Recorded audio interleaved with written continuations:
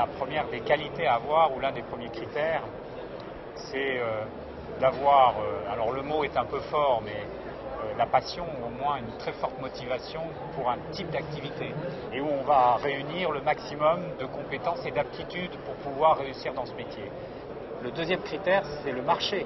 C'est bien beau de vouloir exercer une activité motivante par rapport à ce que l'on aime faire. Maintenant, il faut savoir s'il y a un marché. Et il faut toujours se mettre à la place du consommateur final et de se dire, est-ce que l'activité que je veux exercer, est-ce que ça peut être une offre pertinente sur le marché, et est-ce qu'il y a en face un consommateur?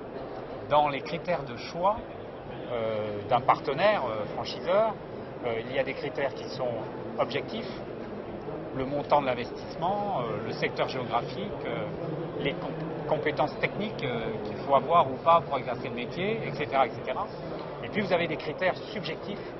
Et ça, ces critères subjectifs, c'est la personnalité du dirigeant, du franchiseur, son éthique professionnelle, la conception qu'il a du management de son réseau, le type de relation développé dans son réseau, c'est la démarche qualité, c'est l'idée qu'on se fait d'un client.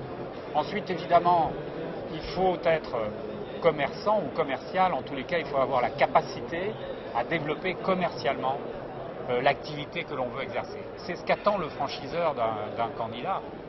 Alors, vous avez soit dans les services où c'est souvent à développer un réseau relationnel avec des prescripteurs. Dans le commerce de détail, c'est établir une relation de confiance avec ses consommateurs. La plupart des échecs, c'est au niveau commercial que ça se situe. C'est pas ailleurs. Donc, le franchiseur a une responsabilité parce qu'il doit identifier cette qualité chez son futur partenaire. Mais le futur partenaire, il doit en premier lieu réfléchir à ça et de savoir s'il a le tempérament d'un entrepreneur. L'un des derniers critères, je le mets en dernier, c'est l'argent. Parce que ça, on sait très vite, on a l'apport ou on n'a pas l'apport, donc la question, à la limite, ne se pose pas.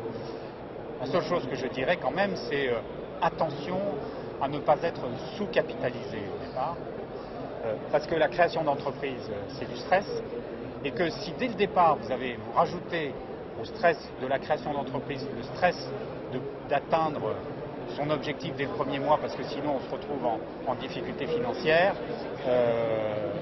ça c'est embêtant. Donc il est quand même plus confortable de démarrer en ayant éventuellement une marge de sécurité sur le plan financier.